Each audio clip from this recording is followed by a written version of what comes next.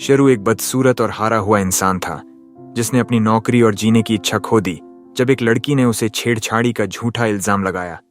लेकिन जब उसे दूसरी दुनिया में जाने का मौका मिला तो उसने अपनी शक्ल और लड़कियों को छूने की क्षमता को कुर्बान करके अनंत शक्ति हासिल की जो उसे भगवान बना दिया।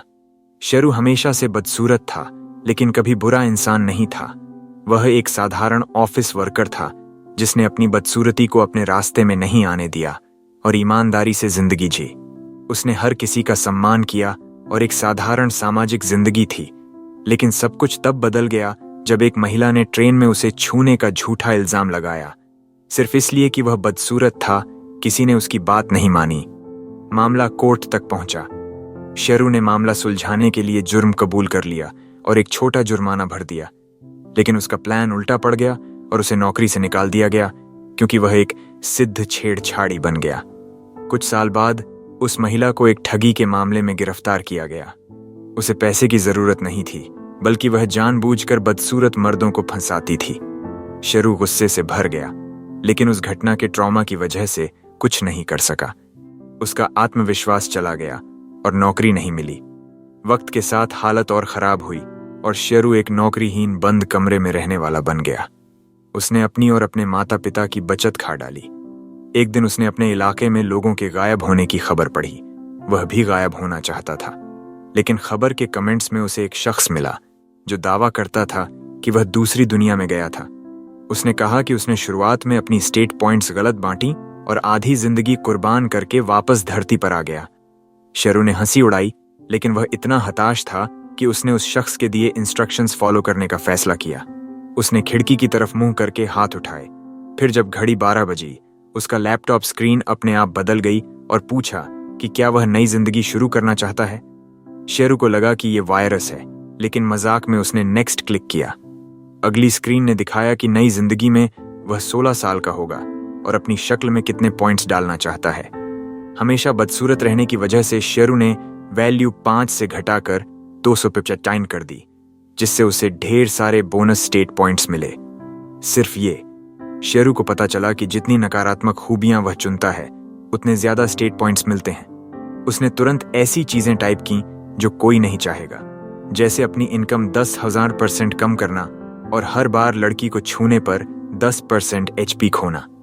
आखिरी शर्त में उसने लिखा कि अगर वह अपनी वर्जिनिटी खोता है तो उसकी जिंदगी खत्म हो जाएगी और सिस्टम उसे 100 ट्रिलियन बोनस स्टेट पॉइंट्स देगा। लेकिन शेरू को पॉइंट्स बांटने का मौका नहीं मिला क्योंकि टाइमर 0 हो गया और वह दूसरी दुनिया में चला गया। जब वह जागा तो पाया कि उसकी शक्ल पिछले जन्म से भी बदसूरत हो गई है। ऊपर से वह औसत अमेरिकी से 2 गुना भारी हो गया। तभी और लोग वहां पहुंचे और शेरू को 2 लड़कियों को अंडरवियर में देखकर शर्मिंदगी हुई। हैंडसम लड़के ने अपनी शर्ट उतारी और एक ठंडी लड़की को दे दी। शेरू भी जेंटलमैन बनने की कोशिश की और ऐसा ही करने लगा। लेकिन दूसरी लड़की ने मना कर दिया क्योंकि उसे बदसूरत मोटे का पहना हुआ सामान नहीं चाहिए था। फिर भी हैंडसम लड़के ने अपना नाम साई बताया। गोरी लड़की ने नाम नहीं बताया और दूसरी लड़की ने अपना नाम सिक्का बताया। सब 16 साल के थे लेकिन शेरू को उनकी उम्र में विश्वास नहीं हुआ। साई ने लीड लिया और बताया कि सब उसी तरीके से यहाँ आए हैं। लेकिन बातचीत के बीच शेरू ने दोस्ती की नहीं बल्कि कमरे की तलाशी लेने का फैसला किया। उसने दराज खोली और एक सोने का सिक्का मिला जो छूते ही गायब हो गया। उसे याद आया कि उसने इनकम कम करने की शर्त रखी थी तो पैसा चला गया। फिर साई आया और बोला कि उन्हें साथ में संसाधन ढूंढने चाहिए। जल्दी ही उन्हें हथियार, कपड़े और कुछ सिक्के मिले। शेरू को लगा कि छोटे कपड़े उस पर फिट नहीं होंगे लेकिन वे जादुई थे और हर किसी के शरीर के हिसाब से ढल गए। फिर लड़कियों ने सिक्के बांटने का फैसला किया लेकिन कहा कि 8 लोगों के लिए सिर्फ 7 सिक्के हैं। उन्होंने शेरू पर इल्जाम लगाया कि उसने 8वां सिक्का चुराया। शेरू को एहसास हुआ कि वे सही हैं तो उसने सारे सिक्के उन्हें दे दिए। साई ने कहा कि यह गलत है लेकिन सिक्का बोली कि शेरू ने ढूंढने में मदद नहीं की तो सिक्के उनके ही रहें। शेरू को सिक्का पहले से ही खराब लग रही थी लेकिन उसने इग्नोर किया।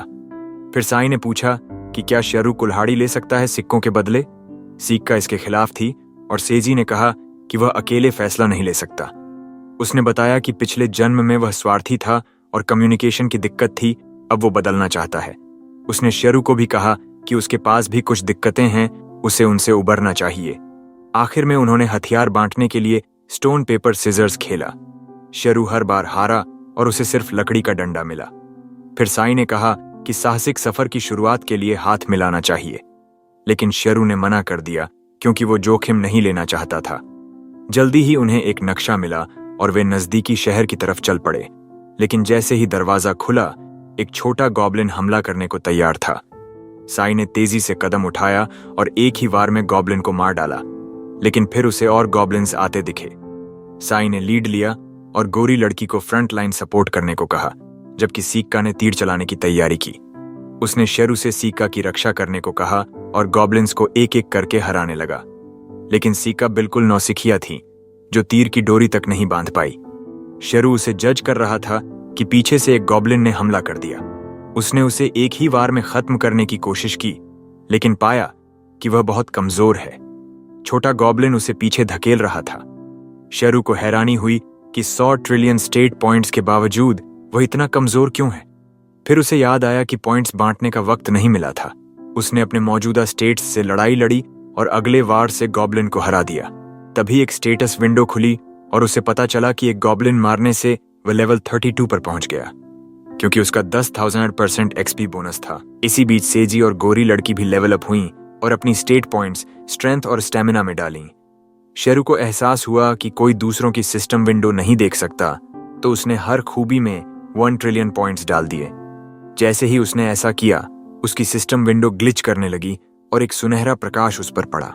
शेरू को समझ नहीं आया कि क्या हो रहा है। फिर सिस्टम ने बताया कि उसका क्लास उसके स्टेट्स के हिसाब से तय हो गया है। उसका क्लास ऑलमाइटी गॉड था, जो शेरू के लिए समझ से परे था। तभी एक गॉब्लिन ने उसे मारा, लेकिन उसका वार उसे नुकसान नहीं पहुंचा सका। शेरू ने अपनी ताकत आजमाने की सोची और उंगली के एक झटके से गॉब्लिन को स्ट्रेटोस्फेयर तक भेज दिया। किसी ने ये नहीं देखा और सोचा कि यह हवा का झोंका था। साई और गोरी लड़की गॉब्लिन्स का शिकार करती रहीं, लेकिन सिक्का अभी भी तीर की डोरी बांधने में जूझ रही थी। उसकी आंखों में आंसू आ गए और शेरू को उस पर तरस आया। उसने दिखावा किया कि उसे तीर चलाने का शौक है और उसे तुरंत डोरी बांधनी है। सिक्का ने बिना शक उसे तीर दे दिया और शेरू ने अपनी 1 ट्रिलियन डेक्सटेरिटी से एक झटके में डोरी बांध दी। सिक्का प्रभावित हुई और उससे एक तीर चलाने को कहा।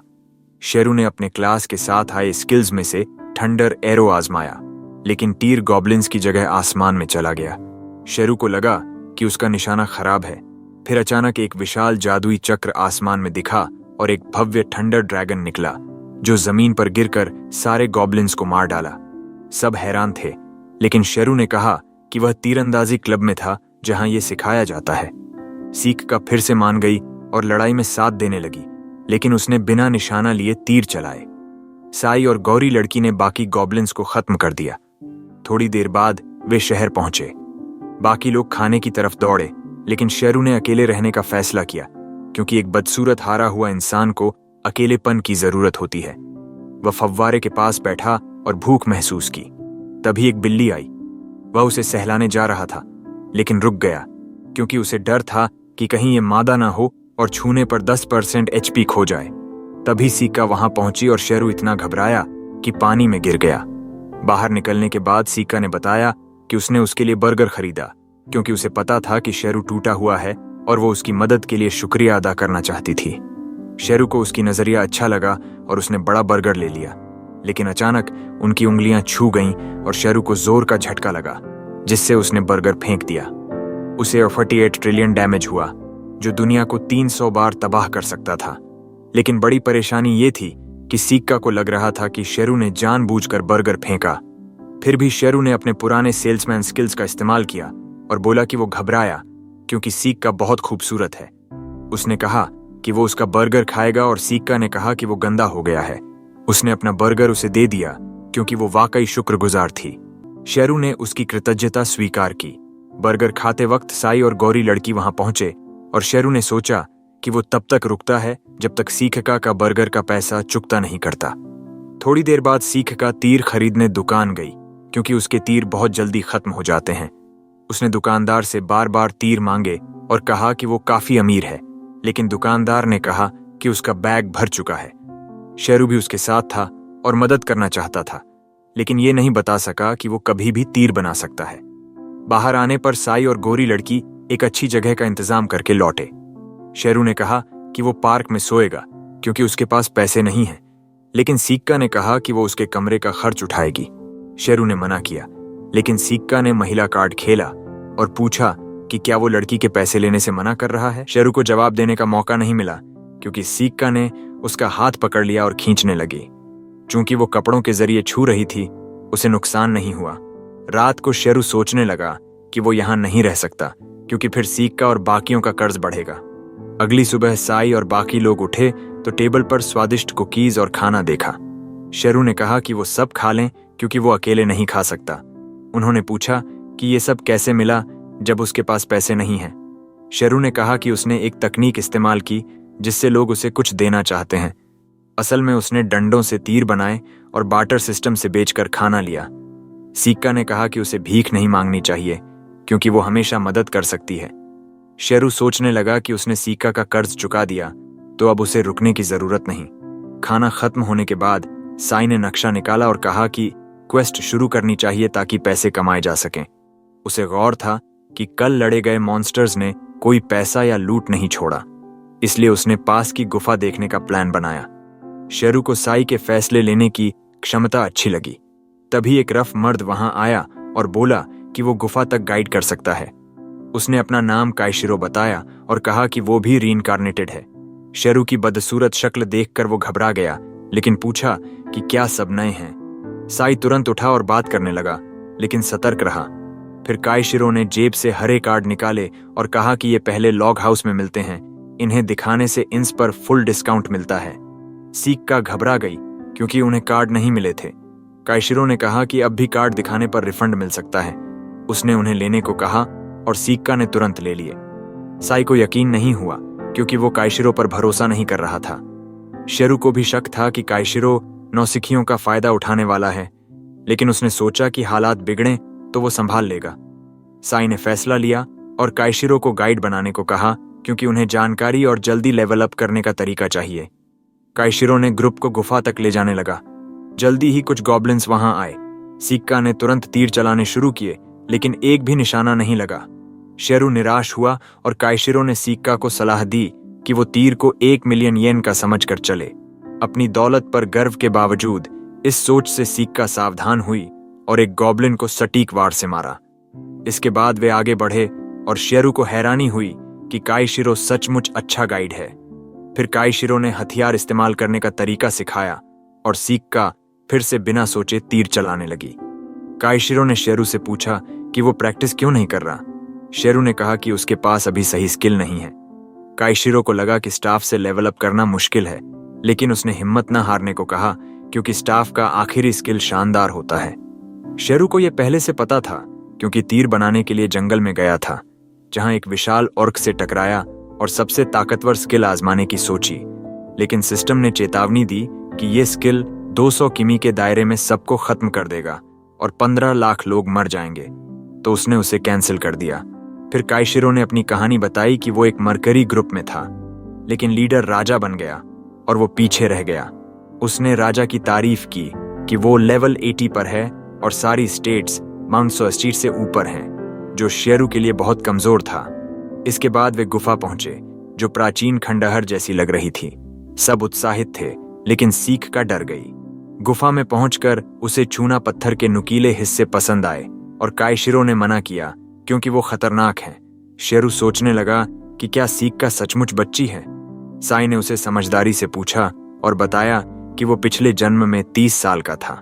सिक्का ने कहा कि असल जिंदगी में वो 17 साल की है और कॉलेज की तैयारी कर रही थी। सेजी ने अपनी पढ़ाई के बारे में बताया और शेरू को एहसास हुआ कि सिक्का पढ़ाई में स्मार्ट है। फिर उन्होंने कुछ मॉन्स्टर बैट्स से लड़ाई की और बॉस रूम तक पहुंचे। सिक्का को समझ आया कि हर कदम सोच समझकर उठाना चाहिए। काइशिरो ने कहा कि वो बॉस रूम में न जाए क्योंकि अभी तो वो मर जाएगी। सिक्का पीछे हट गई और साई ने दिन खत्म करने का फैसला लिया। उसने काइशिरो का शुक्रिया अदा किया और वो बोला कि साई अच्छा लीडर बनेगा, लेकिन जाने से पहले उसने नए लोगों के लिए एक खास इवेंट रखा और उन्हें कॉन्फ्रेंस रूम में पार्टी के लिए ले गया। उसने कहा कि किसी और ने यह सुरक्षित जगह बनाई जहां कोई मॉन्स्टर या जादू नहीं पहुंच सकता और वहां चिप्स और ड्रिंक हैं। शेरू ने अपने जहर डिटेक्शन स्किल से पता लगाया कि कैन की किनारी पर नींद की दवा लगी है। सौभाग्य से साई ने ऑफर ठुकरा दिया, लेकिन कायशिरो उदास दिखा और माफी मांगी तो साई ने उसके इरादे पर भरोसा कर लिया। शेरू को साई की भोलीपन से थोड़ा गुस्सा आया।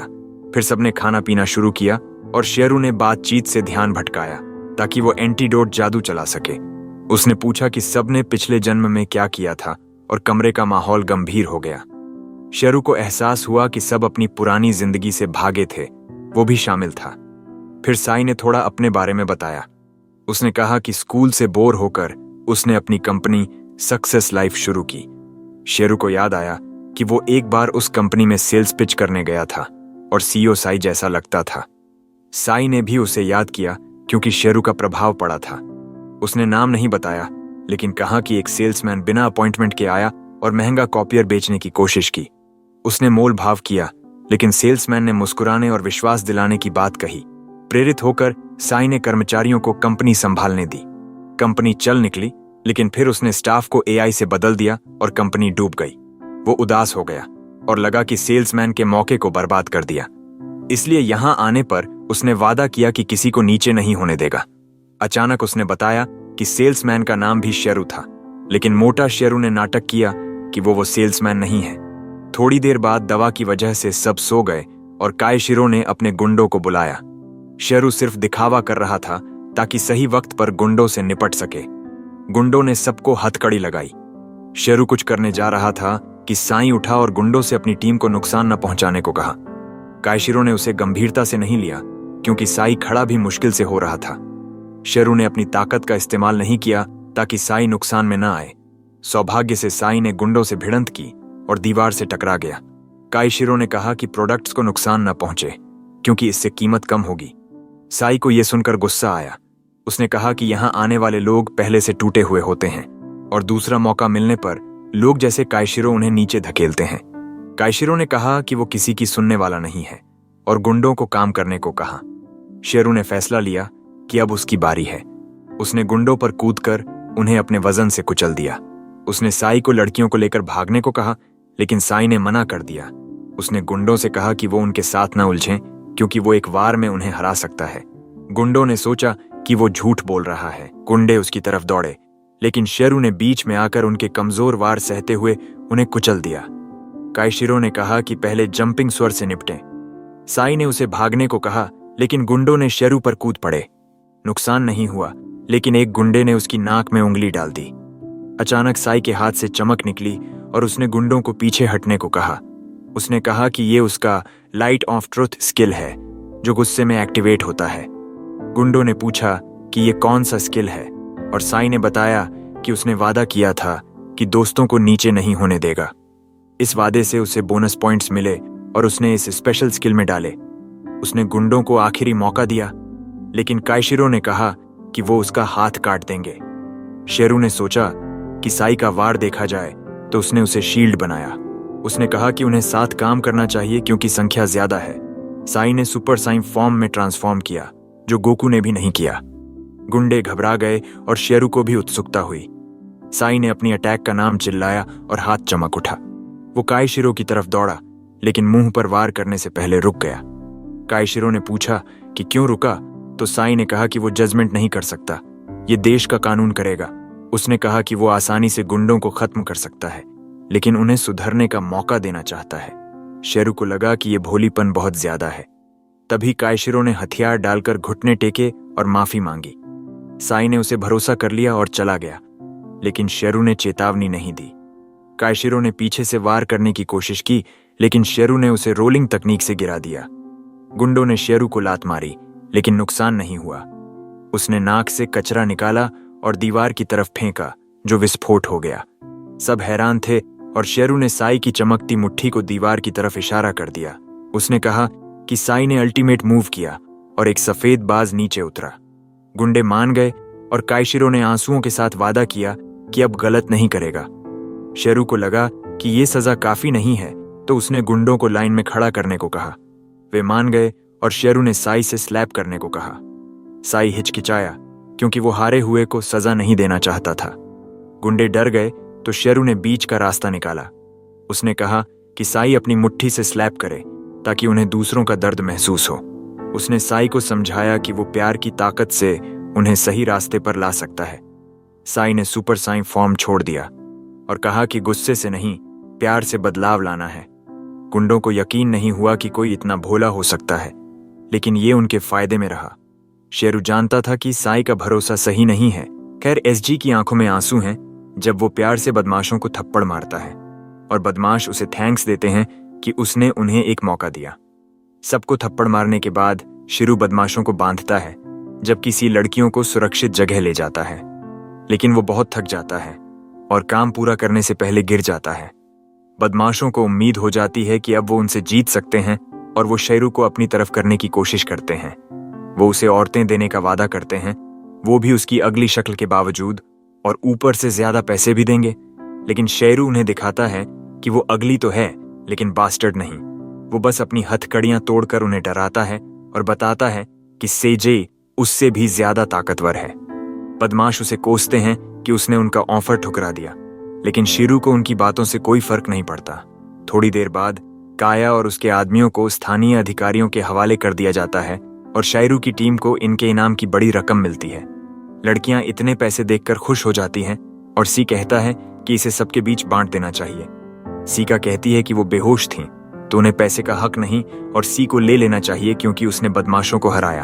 फिर वो शेरू के बारे में पूछती है और सी कहता है कि शेरू उससे भी बहादुर था और सारी मार खाकर उसे बचाया। लड़कियां कहती हैं कि शेरू इस मिशन का MVP था, तो उसे सबसे ज्यादा पैसे मिलने चाहिए। सी इससे सहमत है, लेकिन शेरू पैसे नहीं लेना चाहता क्योंकि वो सिर्फ 1% बचेगा।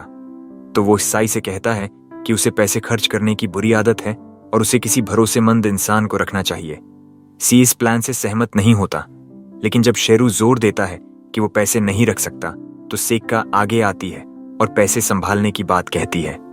सी को लगता है कि इतनी बेपरवाह और जल्दबाज लड़की के लिए ये अच्छा आइडिया नहीं, लेकिन शेरू उसे पैसे दे देता है क्योंकि इससे उसका सेक्का पर कर्जा चुक जाएगा जब वो पार्टी छोड़ेगा।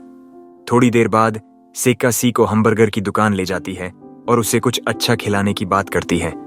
सी सोचता है कि ये उनकी आखिरी मुलाकात हो सकती है क्योंकि अब वो बिना गिल्ट के अकेला जा सकता है। सेक्का जल्दी लौटती है 2 हैप्पी मील्स लेकर और शेरू पूछता है कि क्या उसे हैमबर्गर बहुत पसंद है। वो बताती है कि उसने 2 दिन पहले पहली बार हैमबर्गर खाया और उसे प्यार हो गया। शेरू यकीन नहीं कर पाता कि उसे असली दुनिया में कभी हैमबर्गर नहीं मिला।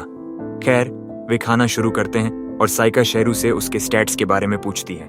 शेरू कहता है कि उसके स्टैट्स बहुत बोरिंग हैं और साइका कहती है कि शायद उसे पता नहीं, लेकिन लुक्स घटाने से स्टैट्स बढ़ते हैं। शेरू को पता चलता है कि साइका ने भी ये डिस्कवर किया और वो पूछता है कि क्या उसने भी अपनी लुक पॉइंट्स घटाई। वो बताती है कि उसने उन्हें 16 कर दिया और शेरू यकीन नहीं कर पाता क्योंकि वो बहुत सुंदर लगती है। सेका गर्व से कहती है कि उसने वेलकम स्क्रीन पर स्पेशल नोट में विश की थी कि वो सुंदर बने और किसी तरह ये उसके कम लुक स्टैट्स को ओवरराइड कर गया। शेरू को अपनी जिंदगी का सबसे बड़ा शौक लगता है जब उसे पता चलता है कि वो भी ऐसा कर सकता था और हैंडसम बन सकता था, लेकिन अब बहुत देर हो चुकी है। तभी सेका को एक बिल्ली दिखती है और वो उत्साह से कहती है कि उसने कभी बिल्ली को इतने पास नहीं देखा। वो सोचने लगती है कि क्या बिल्ली यहाँ आ सकती है। शेरू कहता है कि बस जाकर उसे प्यार कर लो, लेकिन सेका उसे जजमेंटल नजरों से देखती है। फिर उसे एहसास होता है कि शेरू की सलाह सही है और वो भूल गई कि अब वो चल सकती है। वो बिल्ली की तरफ लड़खड़ाते हुए दौड़ती है और शेरू को उसकी हालत समझ आती है। जब वो बिल्ली को प्यार करने की कोशिश करती है, शेरू वॉशरूम जाता है और सेका की मुश्किल जिंदगी सोचकर रोने लगता है। उसे अब एहसास होता है कि असली दुनिया में शायद वो किसी बीमारी से परेशान रही होगी जिससे वो छोटी उम्र में लकवाग्रस्त हो गई। वो उसे दुआ देता है और सोचता है कि क्या कोई भगवान नहीं है। तभी उसे एहसास होता है कि वो इस दुनिया का सर्वशक्तिमान भगवान है और वो हकीकत नहीं बदल सकता, लेकिन सेका की मदद अन्य तरीकों से कर सकता है। तभी सेका दरवाजा खटखटाती है और पूछती है कि क्या उसे दवा चाहिए। शेरू कहता है कि वो ठीक है। जैसे ही वो तरोताजा होता है, उसे पता चलता है कि सेका की बॉडी और बर्ताव में कमी इसलिए है क्योंकि उसका अतीत मुश्किल रहा और इससे वो विलन के निशाने पर आसानी से आ सकती है। तो वो फैसला करता है कि वो उसके साथ रहेगा और तब तक उसकी हिफाजत करेगा जब तक वो पूरी तरह मैच्योर नहीं हो जाती। थोड़ी देर बाद वे इन पहुंचते हैं और एससी एक मीटिंग बुलाता है ताकि अपनी जॉब क्लास तय कर सकें और पार्टी को मजबूत बनाया जा सके। वो घोषणा करता है कि वो हीरो बनेगा, सेका आर्चर बनेगी, ब्लॉन्ड लोली मेज बनेंगी और शिरू एपिक फाइटर बनेगा। शिरू को एपिक शब्द अपनी जॉब क्लास में पसंद नहीं आता। सेका अचानक बोल पड़ती है कि वो भी हीरो बनना चाहती है, लेकिन जब शिरू कहता है कि वो एपिक फाइटर बन सकती है, वो तुरंत मना कर देती है। अंत में सी ही ग्रुप का इकलौता हीरो रहता है, तो सेका मेज बन जाती है और लोली हंटर बनने का फैसला करती है, जबकि शिरू अपनी जॉब क्लास पर कायम रहता है। जब वे नई गियर खरीद लेते हैं, सी फैसला करता है कि इलाके के सबसे बड़े शहर की तरफ चलना है, लेकिन उससे पहले वो स्नैक्स के लिए बजट बनाता है, सेका की खर्च करने की आदत को ध्यान में रखकर। इसके बाद मीटिंग खत्म हो जाती है, लेकिन सेका पीछे रहती है ताकि लोली से बात कर सके, जो उसकी पहली दोस्त है। वो बात करने में नर्वस है, लेकिन शायरू चुपचाप उसे शुभकामनाएं देता है। सेका आखिरकार हिम्मत जुटाती है और उसे जंप रोप खेलने के लिए पूछती है। कहती है कि उसने इसके लिए प्रैक्टिस की है। लोली मान जाती है और दोनों लड़कियां कपड़े बदलने चली जाती हैं ताकि खेल सकें। उधर शायू सोचता है कि बात कैसे यहां तक पहुंची। पहले जब वो सेका के साथ शॉपिंग पर था, वो एक कूल हथियार खरीदना चाहती थी, लेकिन शिरू ने उसे खतरनाक चीजें लेने से रोका, कहकर कि सिर्फ एपिक फाइटर्स ही ऐसा इस्तेमाल करते हैं। लेकिन वो ननचुक पर अड्डी रही। फिर शिरू और दुकानदार की अजीब सी साझेदारी से वो स्किपिंग रोप लेने पर राजी हो गई। दुकान से निकलते ही शेरू ने उसे रोप इस्तेमाल करना सिखाया और वो जल्दी सीख गई, लेकिन उसका ध्यान ब्लॉन्ड लड़की की तरफ चला गया और वो उससे दोस्ती करना चाहती थी, भले ही उसका नाम नहीं जानती। शायरू ने उसे दोस्ती के कुछ तरीके सुझाए, जो उसे वर्तमान तक ले आया, जहां वो दोनों लड़कियों को खेलते देख रहा है। ब्लॉन्ड लड़की सेका से रोप स्किपिंग सीख लेती है, लेकिन जब नाम का टॉपिक आता है, वो अचानक रुक जाती है। सीकर समझ जाता है कि वो अपना नाम शेयर नहीं करना चाहती और कहता है कि उसने शायू के साथ पहले इस पर चर्चा की थी और री नाम सोचा था। ब्लॉन्ड लोली सुनकर चुप हो जाती है और फिर रोप स्किपिंग शुरू करती है। आखिर में बहुत ऊंची छलांग लगाती है। सब हैरान हो जाते हैं और भीड़ जमा हो जाती है। उसे अपनी पार्टी में शामिल करने की पेशकश करती है। सेका पास जाने की कोशिश करती है, लेकिन सब उसे इग्नोर करते हैं और एक लड़का उसे धक्का दे देता है। वो रोने लगती है और शिरू को उसे बचाने के लिए आगे आना पड़ता है। लोग उसे मॉन्स्टर कहते हैं, लेकिन री कहती है कि वो उनकी पार्टी का मेंबर है। वो सेका की चिंता भी करती है और कहती है कि वो उसे खुश करने के लिए ट्रिक दिखाना चाहती थी। शेरू कहता है कि बस जवाब दे देना काफी था। री को गिल्ट महसूस होता है और वो रोती हुई भाग जाती है। आखिर में शायरू को सेका को इन तक मनाना पड़ता है, लेकिन जैसे ही वो अपने कमरे में प्रवेश करने वाली होती है, उसे री का एक लेटर मिलता है जिसमें वो माफी मांगती है और निकनेम के लिए धन्यवाद देती है। सेका तुरंत उसे ढूंढने निकलती है, लेकिन शायरू ने पहले ही देख लिया था कि री कोने में छुपी है।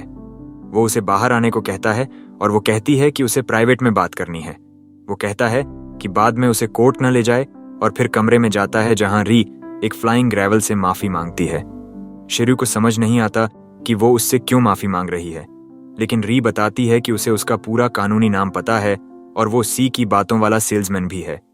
शिरू को झटका लगता है, लेकिन वो अभिनय बनाए रखता है और पूछता है कि वो ऐसा क्यों सोचती है। वो बताती है कि उसने स्पेशल एबिलिटी चुनी थी जिसमें दूसरों की स्टेटस विंडो पढ़ने की शक्ति है, जिसमें असली नाम, स्टैट्स और स्पेशल नोट भी दिखते हैं। शायरू घबरा जाता है क्योंकि री ने उसके इंसेल जैसे नोट्स पढ़ लिए हैं और वो फेस पाल्म करता है, पूछता है कि वो क्या चाहती है। वो कहती है कि ये सेका से जुड़ा है और पूछती है कि क्या उसे पता है कि उसकी बॉडी पिछले जन्म में लकवाग्रस्त थी। वो हाँ में जवाब देता है और फिर री अचानक कहती है कि वो ही सेका को तोड़ने वाली थी और वो अपने पापों की सजा भुगतने आई है। जेरू को जिज्ञासा होती है और वो पूछता है कि उसने सेका के साथ क्या किया। री बताती है कि पिछले जन्म में वो एक प्रोग्राम का हिस्सा थी जो लोगों की जिंदगी बदलने का लक्ष्य रखता था। सेका उन बच्चों में से एक थी जिनके साथ वो काम कर रही थी और वो सचमुच उसकी जिंदगी बेहतर करना चाहती थी। लेकिन एक दिन उनके बिल्डिंग में विस्फोट हो गया और सेका गंभीर रूप से घायल हो गई।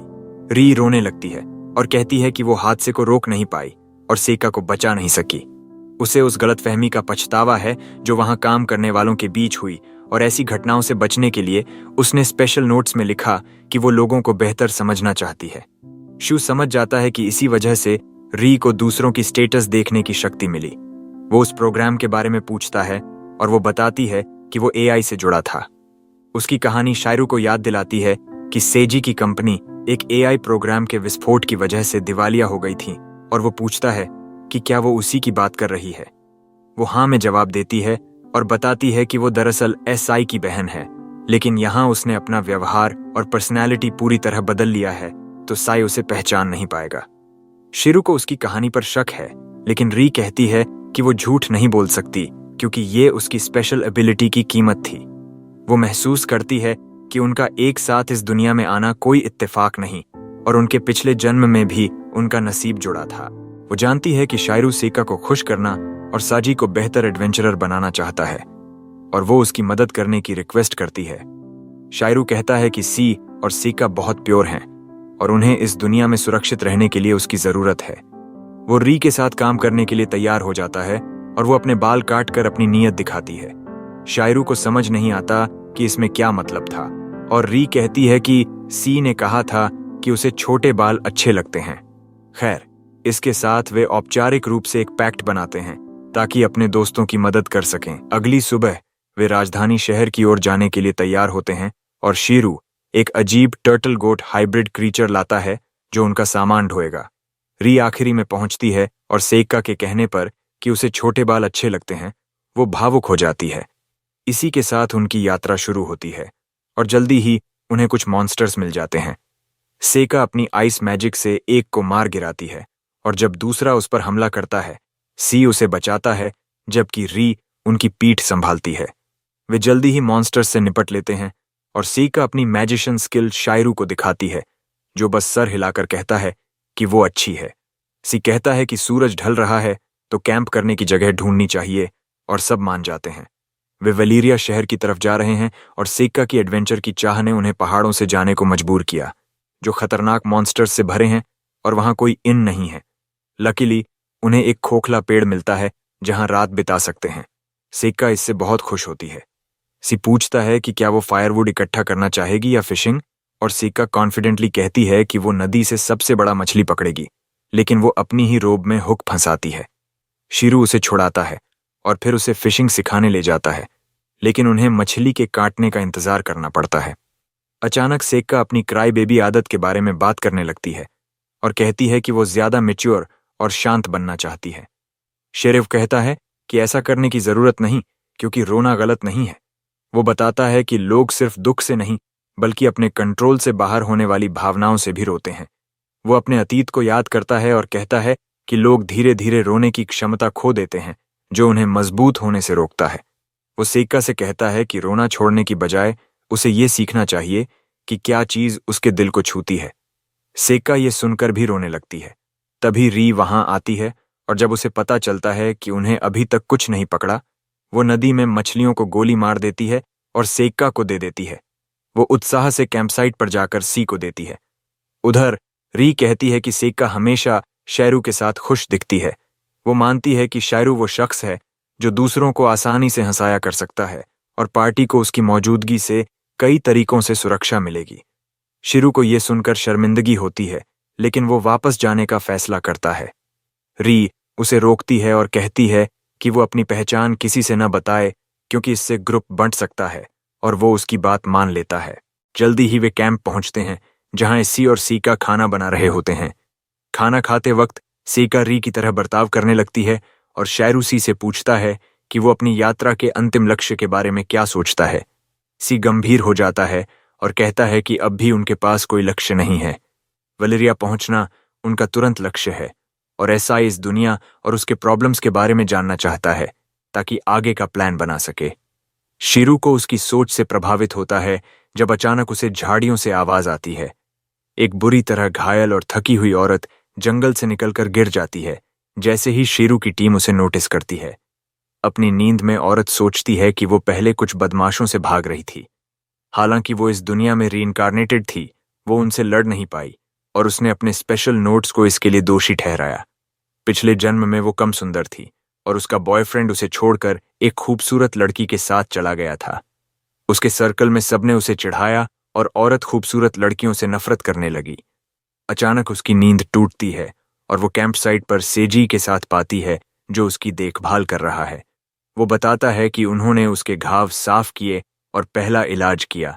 तभी सेका गर्म पानी लेकर आती है उसे साफ करने के लिए, और औरत फ्लिंच करती है क्योंकि उसे उसकी खूबसूरती नापसंद है। ऐसी कहता है कि सेका ने ही उस पर हीलिंग मैजिक की थी, लेकिन इससे औरत का रवैया नहीं बदलता। जब सेका उससे बात करने की कोशिश करती है, वो और इरिटेटेड हो जाती है और सेज से कहती है कि उसे आग के पास ले जाए। सेका को बुरा लगता है, लेकिन शीरू चाहता है कि वो सीखे कि किसी अजनबी की निजता में दखल न दे।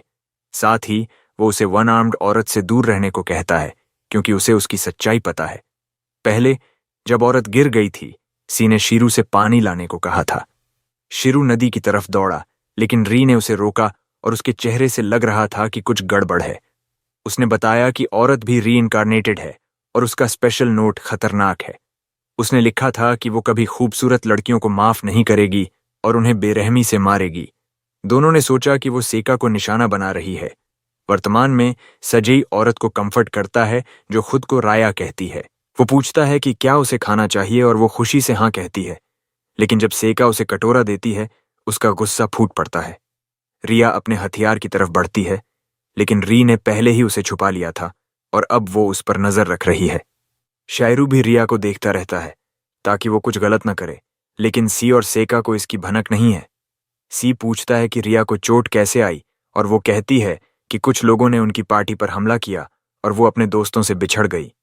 शायरू सोचता है कि इस कहानी में कितना सच है, लेकिन ऐसी उसे मानता है और उसे वलीरिया तक हिफाजत करने का ऑफर देता है। वो खुश होकर मान जाती है, लेकिन जब सेका उसे अपने पार्टी लीडर पर भरोसा करने को कहती है, वो फिर गुस्से में आ जाती है और अपनी चोटिल बांह को नुकसान पहुंचाती है। सी उसे शांत होने को कहता है, लेकिन रिया कहती है कि उसे नदी जाना है। वो सेका से कहती है कि उसे वहां ले जाए और सी कहता है कि वो खुद ले जाएगा। रिया कहती है कि वो नहाने की प्लानिंग कर रही थी और अगर वो साथ जाए तो वो पक्का परवर्ट होगा। सी शर्मिंदा हो जाता है और सेका मासूमियत से पूछती है कि क्या वो परवर्ट है। इससे सी को इमोशनल डैमेज होता है और वो बेहोश हो जाता है। शीरू उसे संभालने के लिए उठता है, लेकिन रिया कहती है कि अगर वो 10 फीट के अंदर आया तो वो चीखेगी। वो कहता है कि उसे भी उसके पास आने की जरूरत नहीं। तभी री आती है और उसे नदी ले जाने की पेशकश करती है, लेकिन चूंकि वो झूठ नहीं बोल सकती, वो अपनी हत्या की नीयत छुपा नहीं पाती। शायू चाहता है कि वो कम से कम अपनी नीयत छुपा लेती, क्योंकि इससे रिया डर जाती है और वो सेका को नदी ले जाने की जिद करती है। सेका को कोई दिक्कत नहीं और वो उसका हथियार भी वापस दे देती है ताकि मॉन्स्टर अटैक हो तो बचाव हो सके। शायरू घबरा जाता है क्योंकि इससे सेका को और खतरा हो सकता है, लेकिन री पीछे पीछे जाती है उसे सुरक्षित रखने के लिए। शायरू भी उनके पीछे जाता है, लेकिन एसजी उसे रोकता है, कहता है कि उसे महिलाओं की प्राइवेसी का सम्मान करना चाहिए। वो कहता है कि रिया खतरनाक है और ऐसी कहता है कि अडल्ट औरत का चार्म सचमुच खतरनाक है। शिव उसे समझाना चाहता है, लेकिन बिना शक पैदा किए वो नहीं जा सकता, तो वो दोनों जगहों के बीच लाइट स्पीड से कूदता है ताकि सेक्का पर नजर रख सके। सेक्का को उसकी ब्लरी शक्ल देखकर हैरानी होती है, लेकिन शिरू कहता है कि शायद वो थका हुआ है और उसे भ्रम हो रहा है। वो उसे आराम करने को कहता है और स्लीप स्पेल डालकर उसे बेहोश कर देता है। फिर वो नदी किनारे जाता है और रिया को देखता है, जो अचानक सेक्का पर तलवार तान देती है। सेक्का को शौक लगता है और वो पूछती है कि क्या उसने कुछ गलत किया। रिया कहती है कि उसने कुछ नहीं किया और वो अच्छी लड़की है, लेकिन वो अपने स्पेशल नोट्स के खिलाफ नहीं जा सकती।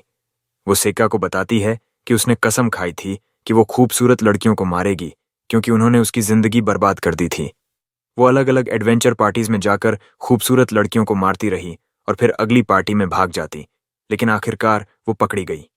वो सेक्का को कहती है कि आज उसकी बारी है मरने की, लेकिन जैसे ही वो वार करने वाली होती है, री उसकी तलवार उड़ा देती है, उसे पीछे धकेलती है, और जब वो हथियार लेने की कोशिश करती है, शायरू आता है और उसका हाथ पकड़ लेता है।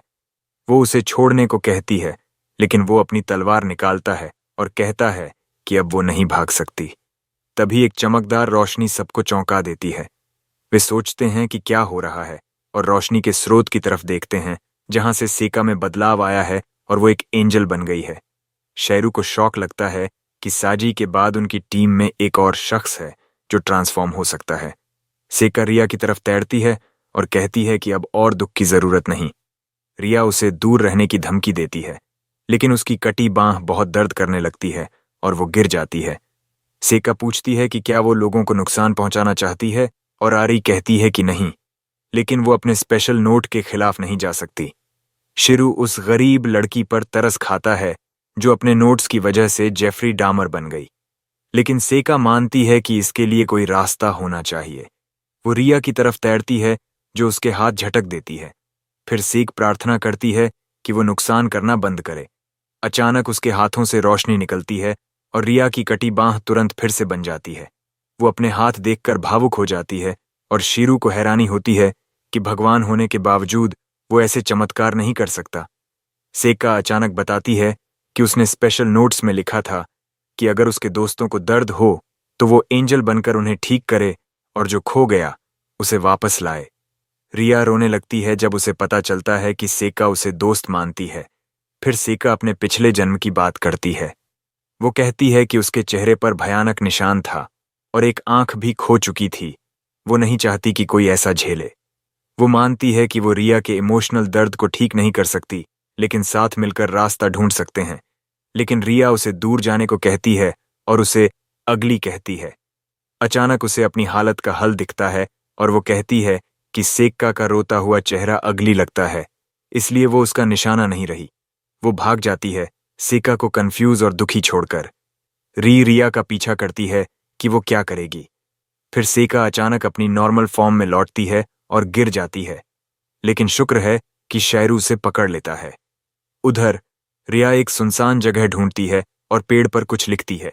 फिर अपनी तलवार चेहरे की तरफ ले जाती है, लेकिन शैरू वक्त पर पहुंचता है और तलवार को झटक देता है, क्योंकि आर ने उसे बताया था कि वो अपनी आंखें खराब करने की कोशिश कर रही है ताकि उसके नोट्स काम न करें। राया पूछती है कि क्या वो उसे मारने आया है, लेकिन शायरू कहता है कि वो इतना नीचे नहीं गिरा। वो बताता है कि अगर वो अपनी आंखें चोटिल करेगी, सेक्का दुखी होगी, लेकिन उसे उसकी वजह समझ आती है। तो वो उसे एक डील ऑफर करता है जिसमें वो अपनी विजन खोएगी लेकिन आंखें सुरक्षित रहेंगी। रिया पूछती है कि वो ऐसा कैसे कर सकता है और शिरू उसे ultimate dark element skill 5 finger underworld seal दिखाता है, जो 5 इंद्रियों में से एक को सील कर सकता है और बदले में उसे मजबूत बनाएगा। वो पूछती है कि वो ऐसा कौन है जो इतने ताकतवर स्पेल जानता है, और शीरू मजाक में कहता है कि वो एक बिजनेसमैन है जो खाने की कमी में है। वो बताता है कि ये स्पेल उसके पास सबसे अच्छा ऑफर है जो उसे अंधा करेगा लेकिन आंखों को नुकसान नहीं पहुंचाएगा। वो आगे कहता है कि ये स्पेल तब तक रहेगा जब तक कोई पावरफुल लाइट एलिमेंट स्पेल इसे तोड़ न दे, तो शायद ये जल्दी खत्म नहीं होगा। रिया पूछती है कि वो सेका के लिए इतना क्यों कर रहा है, और उसका सबसे साफ अंदाजा है कि शायद इसीलिए क्योंकि वो सुंदर है। शिरू कहता है कि वो इतना सतही नहीं है और बताता है कि उसने अपने स्पेशल नोट्स में थोड़ी गलती कर दी थी। पहले वो किसी पर भरोसा नहीं कर पाता था, न ही अपनी पार्टी पर, लेकिन सेक्को ने उसकी अगली शक्ल के बावजूद उससे अच्छा बर्ताव किया, तो वो बस उसका कर्जा चुकाना चाहता है। रियरा कहती है कि अच्छी पार्टी में होना कितना अच्छा होगा और शेरू उसे अपनी टीम में शामिल होने का ऑफर देता है, क्योंकि ऐसी उसके हालात सुनकर उसे स्वीकार करेगा। लेकिन वो मना कर देती है क्योंकि उसने बहुत पाप किए हैं और अब वो अपनी राह बनाना चाहती है। फिर भी वो उसकी डील मान लेती है और शेरू उस पर स्किल इस्तेमाल कर देता है। बाद में वो सीका के पास लौटता है जो अब जाग चुकी होती है।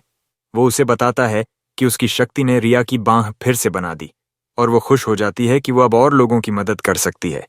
लेकिन शायरू कहता है कि इस शक्ति को सीक्रेट रखना चाहिए क्योंकि ये बहुत कीमती है। उसे समझ नहीं आता तो वो बताता है कि कहानियों में चोर कीमती चीजें चुराते हैं और ये भी वही कैटेगरी में आती है। सिक्का को थोड़ा दुख होता है और शिरू कहानी को मजबूत करता है कि रिया ने उसे इसलिए मारा क्योंकि वो सुंदर है। वो कहता है कि उसे ऐसे खतरनाक लोगों से बचना चाहिए और सिक्का पूछती है कि क्या करे। वो कहता है कि हर किसी पर शक न करे, लेकिन उनके बर्ताव पर ध्यान दे कि वो दोस्त हैं या दुश्मन। सेका को यह सुनकर उत्साह होता है और शायरू कहता है कि अगर वो सावधानी के बावजूद किसी खतरनाक शख्स से टकराए तो जोर से उसका नाम पुकारे, वो तुरंत मदद के लिए आएगा। वो कहता है कि वो 1-2 बार फेल हो सकती है क्योंकि वो उसका बैकअप लेगा और वो भावुक हो जाती है।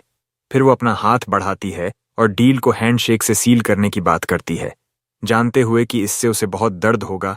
शिरू फिर भी उसका हाथ पकड़ लेता है। उसे तेज दर्द होता है लेकिन वो कोशिश करता है। उसने अपनी ताकत को रोक कर रखा ताकि वो उसका हाथ न कुचल दे। अगले दिन शेरू ने सी को बताया कि रिया पिछले रात चली गई और उसने जाने से पहले सिक्का के लिए एक मैसेज छोड़ा। सी ने पूरी पार्टी को अपने साथ पेड़ के पास ले गया जहां रिया ने पिछले रात अपना मैसेज लिखा था। मैसेज में उसने सेक्का का शुक्रिया अदा किया कि उसने उसके शारीरिक और भावनात्मक घावों को ठीक किया और वादा किया कि अगर वो फिर मिले तो मदद करेगी। मैसेज पढ़कर सेका भावुक हो गई और सी को लगा कि उन्हें उसे विदा करने के लिए कम से कम देखना चाहिए था। लेकिन शेरू ने कहा कि रिया खुश होकर गई थी और उसने कहा कि वो अपना रास्ता खुद ढूंढेगी। इसके बाद उन्होंने अपनी यात्रा वालियरिया शहर की तरफ फिर शुरू की। सी और सुल्का नए जगह जाने को लेकर उत्साहित होने लगे। वहीं री ने शेरू के साथ पिछले रात की बात याद की। शेरू ने उसे बताया कि उसने रिया की आंखें इसलिए ले लीं ताकि वो अब लड़कियों पर हमला न करे। री को यह सुनकर हैरानी हुई। उसे सेक्का के बदलाव पर भी हैरानी हुई क्योंकि उसके खास नोट्स में ऐसा कुछ नहीं था। दूसरी तरफ सी के खास नोट्स में उसके बदलाव की प्रक्रिया का बहुत डिटेल और शर्मिंदगी भरा वर्णन था, जो याद करके री को डर सा लग गया। हालांकि शेरू ने उसे कहा कि उसे पूरी लिखित रिपोर्ट चाहिए क्योंकि वो जानना चाहता है कि सी में कोई कमजोरी तो नहीं जो भविष्य में परेशानी बन सकती है। री को ये काम सुनकर शर्मिंदगी हुई, लेकिन उसने मान लिया। शेरू ने कहा कि वो इसमें जल्दी नहीं करे, बस तब तक कमजोरियां बता दे जब सी अपना फैसला कर ले। उसने री को वो वक्त याद दिलाया जब सी ने कहा था कि वो दुनिया खुद देखेगा और फिर अपनी यात्रा का लक्ष्य तय करेगा। शेरू के पास एक बेहतरीन लक्ष्य का आइडिया था।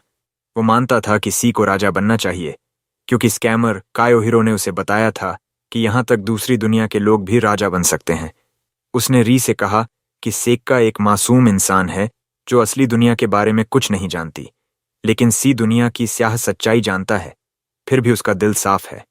उसका मानना था कि अगर सेजी एक राज्य पर राज करे तो सेक्का जैसे मासूम लोगों की मदद हो सकती है। री ने जवाब दिया कि शेरू भी ऐसा कर सकता है। उसने कहा कि अपनी कम आय दर की वजह से उसका देश सबसे गरीब होगा। ऊपर से वो लीडर बनने के लिए बना ही नहीं। दूसरी तरफ सी में एक करिश्मा है जो लोगों को उसके पीछे चलने को मजबूर करता है और वो किसी भी हालत में उन्हें अच्छे से लीड कर सकता है। वर्तमान में शेरू और री एक टीम है जिनका लक्ष्य बाकी दो पार्टी मेंबर्स से अलग है। शुरुआत में वो चाहते हैं कि सी और सेक्का जितना हो सके लेवल अप करें, और ये मुश्किल नहीं होगा क्योंकि उनके सामने एक बड़ा मॉन्स्टर ग्रुप है।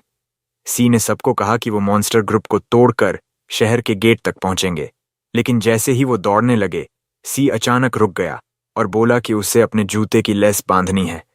उसके जूते में उतनी लेस हैं जितने मेरे बैंक अकाउंट में 0। फिर भी सेक्का ने उसे माना और आगे दौड़ गई। शेरू ने उसका पीछा किया और हवा की दीवार बनाकर उसे मॉन्स्टर से बचाया। फिर पीछे मुड़कर देखा कि सेजी गोकू की तरह चीख रहा है ताकि वो अपने सुपर सायन एंजल फॉर्म में बदल सके। शेरू को लगा कि लेस बांधने का बहाना सिर्फ इसके लिए था, लेकिन फिर उसे याद आया कि सी के कपड़े हर बार बदलाव के साथ फट जाते हैं और वो सस्ते नहीं हैं। शुक्र है सी को भी ये याद आया। उसने अपने महंगे कपड़े उतारे, उन्हें अच्छे से मोड़ा और फिर से चीखना शुरू किया। इस बीच शेरू ने साइका को लेवल अप करने का प्लान बनाया। वो जल्दी कुछ खंडहरों में शरण लेने की जगह ढूंढा, लेकिन मॉन्स्टर दीवारें चढ़ने लगे। री ने सुझाव दिया कि उन्हें नीचे धकेल दें और सेक्का ने उसकी सलाह मानी।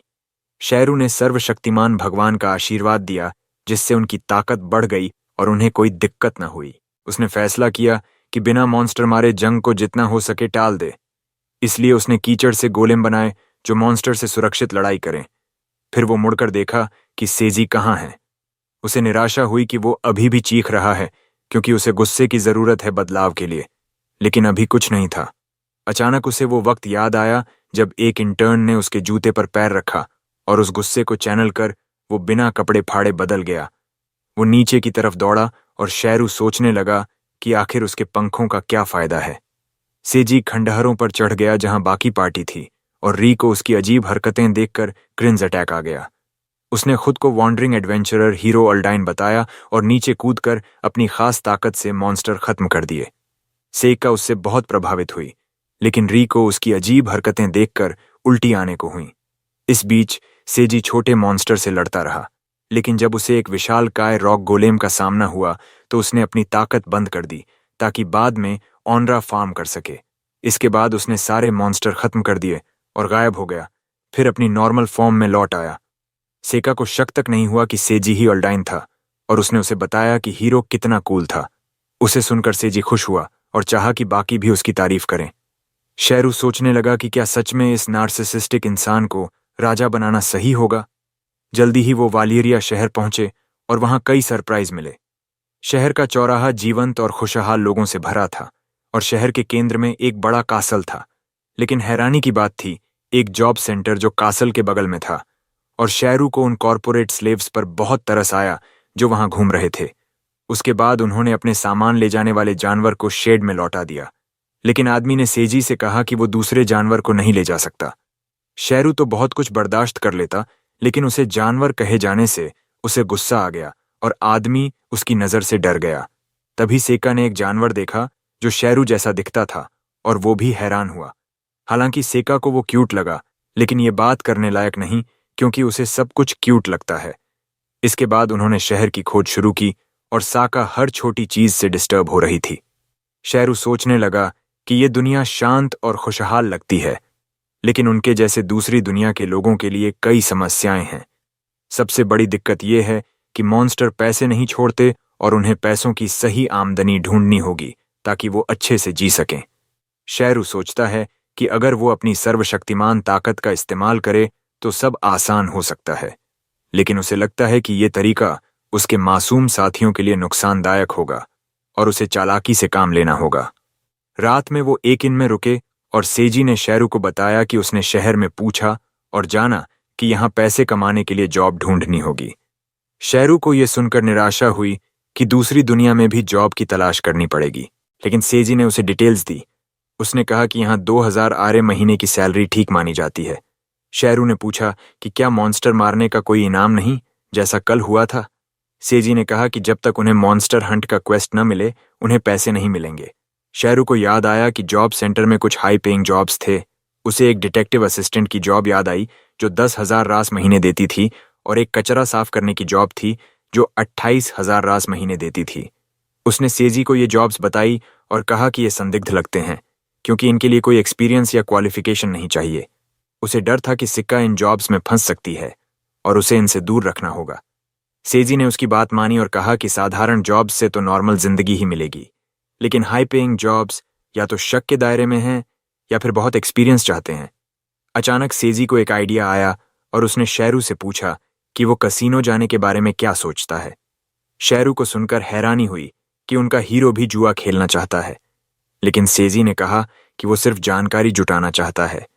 उसने कहा कि बाजार में तो सिर्फ आम लोग मिले जो आमदनी करते हैं, लेकिन कसीनो में जरूर ऐसे लोग मिलेंगे जो अनोखी जॉब्स करते हैं या बहुत पैसे कमाते हैं। उसका मानना था कि जानकारी उनके लिए सबसे बड़ी करेंसी है और वो इसे इस्तेमाल करेगा ताकि उसकी पार्टी बिना चिंता के जिंदगी बिता सके। शेरू को उसका प्लान पसंद आया और अगली रात पूरी पार्टी एक ग्रैंड कसीनो की तरफ चली गई। सेका ने तुरंत अपनी किस्मत आजमाई और वेट्रेस ने शेरू को ड्रिंक रिफिल ऑफर की, लेकिन उसकी शक्ल देखकर उसे घिन आई। कसीनो के बाकी ग्राहक भी वहीं थे, लेकिन शेरू को इससे ज्यादा फर्क नहीं पड़ा। भाग्यवश सेको ने अपनी पहली जुआ खेली और जीत गई, जिससे वो बहुत उत्साहित हो गई। दूसरी तरफ सेजी लोगों से बात करके जानकारी जुटा रहा था और री अपने तरीके से यूजफुल चीजें ढूंढ रही थी। इस बीच सेका ने अगले राउंड में सब कुछ लगा दिया और पहली जीत के सारे पैसे हार गई। वो थोड़ा और खेली, लेकिन फिर भूख लगने पर ब्रेक लेकर बर्गर खाने चली गई। शेरू ने पूछा कि उसने कितने पैसे खर्च किए और उसने बताया कि करीब 20,000 रास, जिससे शेरू के बाल उड़ गए। तभी कसीनो का मैनेजर काजा सेक्का के पास आया और बोला कि उसने उसकी खेल देखी थी और उसकी फाइनेंशियल स्टेटस जानना चाहता है। सेक्का ने कॉन्फिडेंटली कहा कि वो अमीर है और शेरू घबरा गया क्योंकि उसे रोकना चाहिए था। काजा को यह सुनकर बहुत खुशी हुई और वो सेक्का की तारीफ करने लगा। उसने पूछा कि क्या वो उसके ऑफिस में प्राइवेट बात कर सकती है, और सेक्का ने सिर्फ तभी हाँ कहा जब शेरू को भी बॉडीगार्ड के तौर पर आने दिया गया। ऑफिस में एक नौकर ने सेक्का के लिए हॉट कोको लाया। शेरू ने कमरे को चेक किया और सोचा कि कसीनो से बहुत पैसे आते हैं। अचानक काजा ने सेक्का की तारीफ शुरू की और कहा कि उसे उसकी बिना हिचक सब लगाने की हिम्मत ने प्रभावित किया। उसने कहा कि अमीर लोगों को ऐसे ही जुआ खेलना चाहिए। सेक्का को यह सुनकर अच्छा लगा। काजा ने उसे बताया कि वो इतना प्रभावित हुआ कि उसके पास एक खास ऑफर है। उसने एक गोल्डन एक्स्ट्रा स्टेज पास दिखाया जो सेक्का को कसीनो में वीआईपी बनाएगा और उसे आम ग्राहकों के लिए भी रोमांचक खेलों में एक्सेस देगा। उसने कहा कि आमतौर पर इसमें 20,000 रास की फीस लगती है, लेकिन सेक्का के लिए वो इसे माफ कर देगा। सेक्का को ऑफर लुभाया, लेकिन उसने कहा कि अगले साल मेंबरशिप चार्ज देना होगा। शेरू को गर्व हुआ कि आखिरकार सेक्का को शक होने लगा, लेकिन काज्जा एक चालाक इंसान था जो अभी रुकने वाला नहीं था। उसने कहा कि उसकी मेंबरशिप फीस पूरी जिंदगी के लिए माफ होगी, क्योंकि वो उसे वीआईपी बनाना चाहता है। सेक्का ने पूछा कि उसमें ऐसा क्या खास है, और उसने जवाब दिया कि उसकी जुआ शैली ने उसे प्रभावित किया और वो उसे और जुआ खेलते देखना चाहता है। सेक्का लुभाई गई और शेरू से पूछा कि क्या करे। शेरू को लगा कि सिर्फ मेंबरशिप कार्ड लेने में हर्ज नहीं, लेकिन उसने सुझाव दिया कि पहले सेजी से बात करे। सेक्का को ये आइडिया पसंद आया और काज्जा ने कहा कि वो सेजी से भी बात करना चाहेगा अगर वो अमीर है। सेक्का ने कहा कि सेजी अमीर है, लेकिन उतना नहीं जितना वो, और शेरू को उसकी भविष्य की चिंता होने लगी। जल्दी ही वो कमरे से बाहर आए और सेक्का ने कहा कि मैनेजर बहुत अच्छा था। तभी री चिंतित चेहरा लिए आई। सेक्का सेजी को ढूंढने चली गई और शेरू री से बात करने रुक गया, जिसके पास काज्जा के बारे में परेशान करने वाली खबर थी। उसने कहा कि काज्जा भी उनके जैसा रीइंकारनेटर है। उसके खास नोट्स में लिखा था कि वो अब किसी से धोखा नहीं खाएगा और सारे अमीर लोगों को खत्म करेगा। उसने कसम खाई कि वो उन्हें लूटेगा और नर्क में धकेल देगा। री को शक था कि शेरू भी उसकी चालों से नहीं जीत सकता। जल्दी ही ग्रुप इनमें लौटे और साका ने सबको काज्जा के बारे में बताया। सब ने माना कि वो संदिग्ध लगता है और सेक्का को निराशा हुई।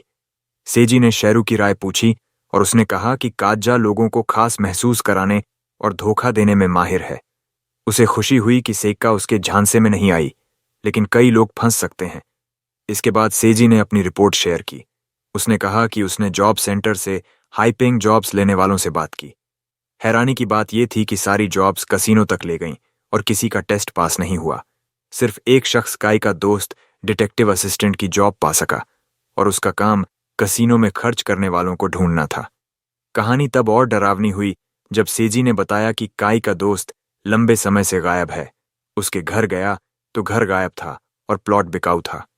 उसका फैमिली रजिस्टर भी गायब था और पुलिस ने गुमशुदगी की रिपोर्ट तक नहीं ली, मानो वो कभी था ही नहीं।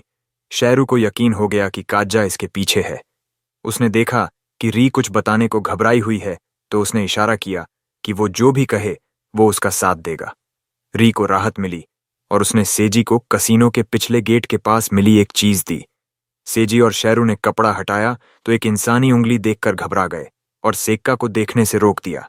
री ने बताया कि वो पिछले गेट के पास थी जब एक आदमी कुछ ढो रहा था और उंगली उसकी बोरियां से गिर गई। पास जाकर उसे समझ आया कि ये क्या है और उसे सोचना पड़ा कि उंगली ले या उसका पीछा करे। सेजी ने कहा कि उसने सही किया, क्योंकि अकेले पीछा करना खतरनाक होता। अब उसे यकीन हो गया कि कसीनो में कुछ गड़बड़ है और उन्हें और पता लगाना होगा। सेक्का ने तुरंत अंडरकवर जाने की पेशकश की, क्योंकि काज्जा ने उसे चुना था। री और शेरू ने चेतावनी दी कि यह खतरनाक है क्योंकि अमीर लोग निशाना हैं, लेकिन सेक्का गुस्से में बोली कि काज्जा ने दूसरों को धोखा और नुकसान पहुंचाया, उसे हर हाल में रोकना होगा। शेरू ने सेजी से उसे रोकने को कहा, लेकिन सेजी भी उत्साहित हो गया, जिससे री और शेरू हैरान रह गए। बाद में दोनों बाहर बात करने गए और शेरू ने री से काज्जा की स्किल्स के बारे में पूछा, क्योंकि उसने कहा था कि सर्वशक्तिमान भी उसे नहीं हरा सकता। री ने बताया कि सब नहीं दिखा, लेकिन एक स्किल थी जो सारी झूठ पकड़ती थी और शायद बाकी स्किल्स को ट्रिगर करती थी। उसका स्टेटस विंडो बहुत अजीब था, मानो कई बार काट छांट की गई हो। उसने सावधान रहने को कहा और शेरू ने अपनी रोब डालकर उसे ढांढस बंधाया। उसने कहा कि पैसे कमाने गए थे, लेकिन एक बुरे इंसान से टकरा गए, अब उसे रोकेंगे। री ने सहमति जताई और अपने खास नोट का एक डिटेल बताया। उसने लिखा था कि अगर सच्चा बुराई सामने आए तो वो नर्क की दूत बनेगी और उसे अंधेरे में खींच लेगी। शेरू को यह सुनकर झटका लगा जब वो आंशिक रूप से बदल गई। अगली रात सेक्का ने फैंसी ड्रेस पहनी और मॉडल की तरह चलते हुए कसीनो की तरफ बढ़ी। उसने शेरू को बताया कि सच जानने के लिए एक्ट करना जरूरी है। वो मानती थी कि शेरू और री ने उसे सच छुपाने का तरीका सिखाया है, बिना झूठ बोले। कसीनो पहुंचकर काज्जा ने उनका स्वागत किया और पूछा कि क्या सेक्का ने उसके ऑफर का जवाब सोच लिया। उसने कहा कि अगर वो उसे एंटरटेनिंग गेम दिखाए तो वो मेंबर बनेगी। काज्जा खुश हुआ और उन्हें वीआईपी अंडरग्राउंड एरिया में ले गया। शेरू जानता था कि काजा झूठ पकड़ सकता है, इसलिए कम से कम जानकारी देना बेहतर था। उन्होंने सिर्फ सेक्का का नाम वीआईपी पास के लिए दिया। शेरू सोच रहा था कि आगे क्या करें। तभी काजा ने पूछा कि सेका आज कितना खर्च करने वाली है और सुझाव दिया कि शायद 1 मिलियन रास। सेका ने पूछा कि क्या वो उसे कम आंक रहा है और काजा का मूड खराब हो गया। उसने उन्हें वीआईपी जोन में ले जाया जहां का माहौल बिल्कुल अलग था। सेका को वहां का वाइब पसंद आया और काजा ने एक कर्मचारी कार्डो का परिचय कराया। कार्डो ने खुद को पेश किया लेकिन फंस फंस कर समझाने लगा। शेरू को लगा कि कार्डो नया है लेकिन उस पर ज्यादा ध्यान नहीं दे सका। काजा ने पूछा कि क्या वो भी जुआ खेलेगा और शेरू को लगा कि वो उससे जानकारी निकालना चाहता है। उसने कहा कि उसके पास पैसे नहीं हैं, जो सच था। शेरू ने अपनी डायनामिक विजन स्किल चालू की ताकि कमरे में हो रही हर चीज देख सके। उसने एक जासूस को नोट्स लेते देखा जिसमें सेइका को फ्लैशी लड़की बताया गया था जिसका बजट 1 मिलियन से ऊपर है। अचानक काजा ने पूछा कि क्या वो मजबूत है और शेरू ने वाग्य जवाब दिया जो उसका लेवल छुपाए। काजा ने उसके स्टेट्स के बारे में पूछा और शेरू ने कहा कि उसने स्किल पॉइंट्स बिना सोचे बांटे, जिसमें मैजिक डिफेंस में बहुत जीरो हैं। ये झूठ नहीं था क्योंकि ट्रिलियन में तो कई जीरो होते हैं। जासूस ने लिखा कि शेरू ने वॉरियर जैसे गुणों में पॉइंट्स लगाए और मैजिक डिफेंस उसकी कमजोरी है।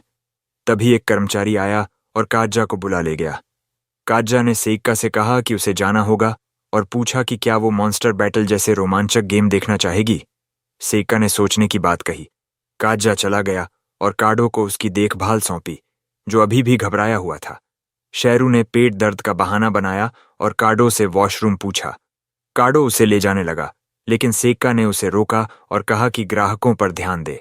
शेरू ने मौका देखकर कसीनो की खोज शुरू की। उसने एक गार्ड की एनर्जी निकालकर उसे बेहोश किया और चमगादड़ बन गया। वो काजा को ढूंढने लगा और उसे एक सीक्रेट रूम में घुसते देखा। उसने जल्दी कमरे में घुसकर एक पोर्टल खोला जो उसे सेका के पास ले जाए। देखा कि वो ठीक है तो ध्यान उस अजीब मूर्ति पर गया। काजा मूर्ति के पास गया और अपने माता पिता से बात करने लगा। उसने कहा कि सब प्लान के मुताबिक चल रहा है। उसे याद आया कि उसके माता पिता ने उसे सिखाया था कि दुनिया में पैसे से बढ़कर कुछ है। वो कभी अमीर नहीं थे, लेकिन ईमानदारी की जिंदगी जीने की सीख दी। लेकिन ये ईमानदारी उनकी जान ले गई जब उन्होंने अपनी जमीन बड़े कॉरपोरेशन को देने से मना कर दिया। कॉरपोरेशन ने ट्रक उनके घर में घुसेड़ दिया, जिससे दोनों मर गए। इसके बाद काजा पूरी तरह बदल गया। वो एक हत्यारा बन गया और अपने माता पिता की मौत के जिम्मेदार लोगों का शिकार करने लगा। मिशन पूरा होने के बाद उसने खुदकुशी का सोचा, लेकिन तभी उसे इस दुनिया में आने का मौका मिला। उसे लगा कि ये उसके माता पिता ने भेजा है। इस दुनिया में भी उसने अमीरों को गरीबों पर हावी देखा और उन्हें दर्द देने का मिशन बनाया ताकि वो अपनी चाहतों से आजाद हो सकें। उसने माता पिता से देखते रहने को कहा और शेरू को समझ आया कि उसकी जिंदगी का बस यही मकसद है। तभी कार्डो और दूसरा कर्मचारी आए और कहा कि सेक्का तमाशा कर रही है और जाना चाहती है क्योंकि यहां कुछ रोमांचक नहीं है। काजा ने हंसी उड़ाई और कहा कि शायद हाई एक्सचेंज रेट से डर गई। उसने स्ट्रैटेजी नंबर 13 इस्तेमाल करने को कहा। दोनों कर्मचारी तैयार हुए, लेकिन काजा ने दूसरे को रोका क्योंकि उसने झूठ बोला। उसकी स्किल एक्टिव हुई और उसने उसकी सारी लाइफ फोर्स निकाल ली, जिससे वो मर गया। उसने एक गुंडे को कचरा हटाने को कहा और कार्डो से पूछा कि क्या वो समझा। कार्डो घबराया हुआ बोला कि स्ट्रैटेजी नंबर 13 का मतलब है कि आज सेक्का को जीतने देना ताकि वो लत लग जाए। काजा ने उसे सराहा और कहा कि उसे ईमानदार लोग पसंद हैं। कार्डो घबराते हुए चला गया। शेरू को काजा की ताकत का और पता चला। वो सेका के पास लौटा, जो काजा की स्ट्रेटजी के मुताबिक जीत रही थी। लेकिन शेरू का ध्यान भटका क्योंकि उसने किसी की मौत देखी थी। अचानक सेका ने उसे ध्यान देने को कहा क्योंकि उसने 6 बार लगातार जीत हासिल की। शेरू ने पूछा कि उसने कितना जीता और उसने बताया कि 2 मिलियन रास। कार्डो और डीलर घबराने लगे क्योंकि सेका अगले राउंड में सारा पैसा लगा रही थी। कार्डो ने उसे समझाया कि हर बार सब लगाने की जरूरत नहीं, लेकिन सेका बोली कि यही उसका स्टाइल है। कार्डो को कसीनो डूबने का डर सता रहा था, इसीलिए वो काजा को रिपोर्ट करने चला गया। शेरू फिर गहरे विचारों में डूब गया। उसे लगा कि उसकी आय का हिस्सा निकालने का नियम कसीनो चिप्स पर लागू नहीं होता। तभी काजा आया और सेका की जीत की बधाई दी। शेरू ने काडो का सूझा चेहरा देखा और काज्जा ने कहा कि ऐसी प्रतिभाशाली जुआरियों को और बेहतर गेम खेलना चाहिए। सेक्का को उत्सुकता हुई और काज्जा ने कहा कि अब उसे कोलिजियम ले जाएगा, जो वीआईपी स्टेज से भी खास है। वो और गहराई में गए और एक अंडरग्राउंड एरिना में पहुंचे, जहां जादुई जानवरों को जेलों में रखा था। काज्जा ने कहा कि मॉन्स्टर बैटल उसका कसीनो का सबसे बड़ा गेम है, जिसमें सेक्का पैसे लगा सकती है और जानवर उसके लिए लड़ेंगे। सेक्का को यह सुनकर चिंता हुई और एक मॉन्स्टर की दहाड़ ने उसे डरा दिया। काज्जा ने जानवर को शांत किया और शेरू ने पूछा कि ये कहां से आया, क्योंकि उसने जंगली में ऐसा नहीं देखा। काज्जा ने कहा कि ये कसीनो में बनाए गए खास मॉन्स्टर हैं। शेरू को यह सुनकर हैरानी हुई। काज्जा ने सेक्का से पूछा कि क्या वो इंटरेस्टेड है, लेकिन वो घबराई हुई थी। शेरू ने फैसला किया कि घर जाने का वक्त है। उसने सेजी का बहाना बनाया और सेक्का ने काज्जा से कहा कि आज वो घर जाएगी और सेजी को इन गेम्स के बारे में बताएगी। काज्जा उसे रोक नहीं सका और काडो को उसे बाहर ले जाने को कहा। लिफ्ट में सेक्का ने काडो का सूझा गाल देखा और उसे ठीक करने के लिए अपनी हीलिंग मैजिक यूज की। काडो की नजर बदल गई और उसने सेक्का को भागने को कहा, कभी कसीनो न लौटे। शेरू सोच में पड़ गया कि क्या ये सही है। काज्जा उसकी जान के पीछे पड़ा है। वो उसे बताता है कि कई अमीर लोग और उसके कई साथी उसकी वजह से मरे हैं और वो खुद भी किसी भी वक्त अपनी जान गंवाने से डरता है। शेरू उसे अपने साथ आने को कहता है, लेकिन काडो नहीं भाग सकता क्योंकि काज्जा के पास उसकी सारी जानकारी है। वो उन्हें बाहर जाकर कैसिनो की सच्चाई फैलाने को कहता है ताकि एक दिन कोई हीरो आकर इसे खत्म कर सके। और उसकी ये इच्छा तुरंत पूरी हो जाती है जब सी, जिसे हीरो एल्डिन भी कहते हैं, री के साथ वहां पहुंचता है। सेक्का को देखकर हैरानी होती है कि ये दोनों साथ हैं और डरी हुई री कहती है कि वो दोनों तब मिले जब वो दोनों इमारत में घुसने की कोशिश कर रहे थे। काडो को आंसू आ जाते हैं जब उसे सच में हीरो दिखता है और सी उसे ढांढस बंधाता है। फिर वो कैसिनो मैनेजर से निपटने का फैसला करता है। शेरू साथ जाने को तैयार होता है और सी अपनी पंखों को अंदर करके लिफ्ट में फिट हो जाता है। काडो भी साथ आता है और बताता है कि काज्जा को लोगों की जिंदगी और स्किल्स चुराने का हुनर है, जो उसे झूठ बोलते हैं। जब वो वीआईपी फ्लोर पर पहुंचते हैं, काडो ग्राहकों से चिल्लाकर बाहर जाने को कहता है, क्योंकि बेसमेंट में राक्षस आजाद हैं और वो हमला कर सकते हैं। ग्राहक घबराकर भागने लगते हैं और कर्मचारी स्थिति संभाल नहीं पाते। काडो फिर सी और शेरू को बेसमेंट ले जाता है, लेकिन दूसरा कर्मचारी उनकी लिफ्ट ले लेता है और काज्जा को चेतावनी देने नीचे चला जाता है। काडो घबराता है क्योंकि अब उनके पास नीचे जाने का कोई रास्ता नहीं है। तभी सेक्का अपने फरिश्ते रूप में वहां आती है। सी उसे देखकर चौंक जाता है क्योंकि उसने उसे कभी अपने एलियन रूप में नहीं देखा। वो पूछता है कि वो आखिर है कौन, और साका शेरू से उसकी पहचान गुप्त रखने को कहता है। वो खुद को एल्कारॉन, सूरज की कन्या बताती है और कहती है कि वो हीलिंग मैजिक इस्तेमाल कर सकती है और जंग में मदद कर सकती है। सी को उसकी टीम में खुशी होती है और शेरू सोचता है कि दोनों एक ही तरंग पर काम कर रहे हैं, लेकिन उसे 2 डुलू कॉस्प्लेयर्स से नहीं बल्कि 3 से निपटना है। तभी री वहां शैतान के रूप में आती है और शेरू को उसकी सच्ची पहचान समझने में वक्त लगता है। वो उससे पूछने ही वाला होता है कि री उसे हवा से हथियार बनाकर मार देती है, क्योंकि वो नहीं चाहती कि उसका भाई उसकी पहचान जाने, लेकिन सी को उसका हथियार ज्यादा पसंद आता है। री कहती है कि वो अपनी कल्पना से हथियार बना सकती है। इससे सेक्का और सी प्रभावित होते हैं और खुश री सबको हथियार देती है। तभी लिफ्ट वापस आती है और पार्टी अंदर चली जाती है। काडो भी साथ आना चाहता है, लेकिन सी उसे बाहर निकलने को कहता है। शेरू थोड़ा स्मार्ट तरीके से कहता है कि वो कैसिनो की गलतियों के सबूत इकट्ठे करे ताकि सरकार के उस दफ्तर का कनेक्शन उजागर हो सके जिसने उसे इतना ताकतवर बनाया। काडो ये मिशन ले लेता है और शेरू की पार्टी बेसमेंट की ओर चली जाती है। शेरू सबको सावधान रहने को कहता है और कहता है कि काज्जा से वो खुद निपटेगा। वो जानता है कि काज्जा एकदम बुरा इंसान है और बदल नहीं सकता, इसलिए वो नहीं चाहता कि सी और सेक्का जैसे मासूम लोग उसका सामना करें। इसके बाद वो बेसमेंट पहुंचते हैं और पता चलता है कि काज्जा ने उस कर्मचारी की जिंदगी चूस ली है जो उसे चेतावनी देने आया था। लेकिन यहीं वीडियो खत्म हो जाता है। चैनल को लाइक और सब्सक्राइब करना न भूलें। शुक्रिया देखने के लिए और अगली बार मिलते हैं।